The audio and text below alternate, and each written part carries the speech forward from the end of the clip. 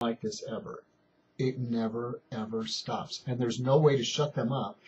And they point that out to you. They let you know that there's no way that you're ever going to get us to shut up. There is no way to ever get them to shut up. And they're going to continue to do this to you. And they go on and they go on and they go on. And they taunt you and they make you mad and they make you angry and they make you sad and they make you frightened. And they do all these different emotions to play with your emotions to maybe, but you start exhibiting signs of manic depressive after a while, after 4 months. After 4 months of it, it was terrible. There's just no way to shut them off. And I believe about 6 months, and my dates might be a little off because things get a little blurry. I went through hell. I went through a hell that just you can never imagine, because all of a sudden then I started noticing people around me beginning to participate in what the voices were going through. And a lot of people have a lot of ideas how they do it. To this day, I don't know how they do it. I do have some best guesses, but I'm going to get to that in just a moment. But not knowing how they were doing it, and the constant threat, the death threats were constant. They were constantly threatening to kill me, constantly. And they appeared to have the capability of doing that. So living under this kind of extreme pressure, I mean, there's veterans that, they do a term for 2 years. Well, I've done 9-year term, nonstop, never had a break, never had an ER, never had a break. Ever. For years. They started hitting me with chest pains. Add that to the mix. They were able to, literally on command, they would let me know, okay, your chest is going to hurt right. Essentially, they didn't exactly do it like this, but essentially what they did was, okay, your chest is going to hurt right now. My chest would hurt. So they let me know that it was them that had the capability to make my chest hurt. I started having dizzy spells. Upon command, they would hit me with this stuff and then let me know. They would hit me with, like, I'm dead, like you've died. And it was completely convincing, actually. In my situation, remember, I don't know what's going on. I never heard the word TI, targeted individual, before. I had no idea what's going on, and they're telling me that I'm dead. And I'm in I'm out just conducting, just trying to go to work, and they're hitting me with dizzy spells and telling me I'm dead, and people around me that are gang stalking me are participating in it and laughing and doing all kinds of weird activities to make it completely believable. All going on all the time, never stopping, constantly, no matter where I was, what I was doing. They never shut up.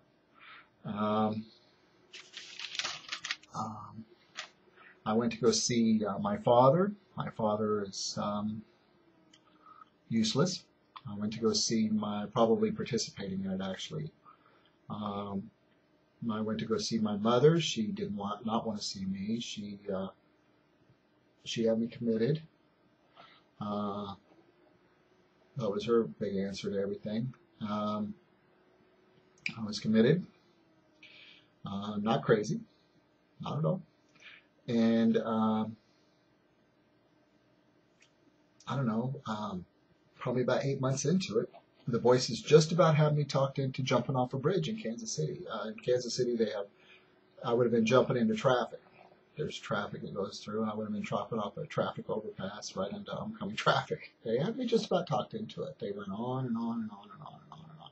It was extremely painful. It was excruciating. They could hit me with literal pain. They were able to inflict pain upon me, and it was such a constant, it's like Chinese water torture, times a million. Times a million. It was such this barrage of information. It was hard to be able to it was exhausting to be hit with all this information. They would take shifts. They would let me know they were taking shifts, and the voices would change, and their voice sound would change to where it sounded like there were different people just constantly talking to me in different shifts all day long. When I was trying to work, I couldn't hold down the job. I couldn't do anything. I was homeless. I was homeless. There was no way. People say take notes.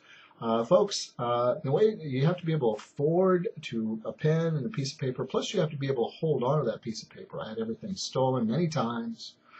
The onslaughts that I had for me to write down 5 minutes in one day, I went through more in 5 minutes in one day than most people will go through in their entire life.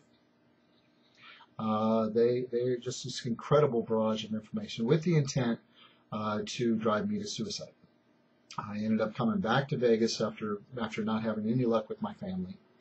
I don't know why they shut me down, but they refuse to tell me whatever their reasons are. At this point, I'm beyond caring. I came back to Vegas.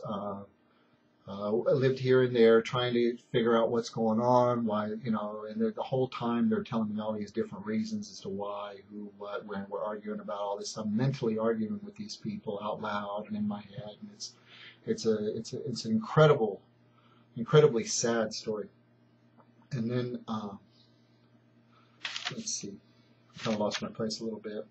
I talked about the group stalking was incredibly bad. I started having frightening hallucinations. I had they hit me with different psychotic episodes. Just incredible hallucinations that are really bad memories that I don't really wish on anybody. Let's see. My voices had I had clear conversations with my voices. It was like talking like I would with anybody else. That's not a sign of insanity. That's a sign of a person having a communication with somebody with some kind of high-tech communication device. They had put some kind of or communicating with me through some kind of high-tech communication device, and at least leading me to believe that they could read my mind. Whether they were doing it by hypnosis or another machine, they told me a million different ways on how they were doing it. I don't know how they were doing it. I am led to believe that it probably is some kind of high technology just by the sheer mechanical of it all and just the capabilities of it all. It does go a bit past just hypnosis. I'm sure some of the things I can explain away as hypnosis. Some of the other things is it's kind of a bit of a reach for it just to be hypnosis. I was run out of 20 jobs. I've been through 20 jobs. I've been homeless. I've been incarcerated numerous times. I've been committed many times. When you're having a clear conversation with somebody like that, that's not usually what a crazy person's voices will be. If you look into it, a crazy person's voices are usually, they don't have like conversations with their voices. I have just like a regular it's like an argument or a conversation with them. They're very rational. If you want to call people that would do this kind of thing rational, then that's what it was. Everybody that I ran across, and still to this day, pretty much everybody I run across, for the most part, is hostile. Or if they're not hostile right away, shortly thereafter they are hostile. And most of the time they do end up participating. After I meet with them, after the initial point of contact, almost everybody begins to be hostile towards me. I've been completely cut off from all friends, all family. I try to defend myself against attacks, from robbery attacks. I've had knives pulled on me. I've had guns pulled on me. I've had cars pointed at me. I've had vans pointed at me. The threat of instant death has always been there for the last 9 years. The threat has always been. Whether they're threatening to me right there to like do something, and others, they can make me dizzy. They can give me chest pain. So we also can turn it up all the way and stop your heart. They're constantly telling me that they're going to kill me this second and right now and all this, and they go on, and that's gone on for years. And I've lived underneath that. I've lived with the threat of instant death, whether it be through the voices or whether it be by people pointing guns or pulling knives or trying to run me over. Numerous times. My mind flashes to 4 or 5 very vivid times where cars were deliberately aimed right at me. While I was just trying to get where I was going to go.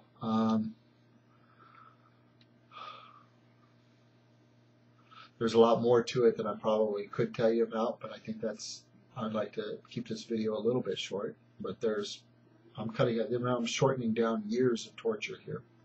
I tried everything. I tried everything that you could possibly think of. I tried every law enforcement agency in the country. The first time I called the cops, they told me that they're always there. I called the cops to let them know what's going on. They're always there. I called the news agencies. I tried friends, family. I tried everything.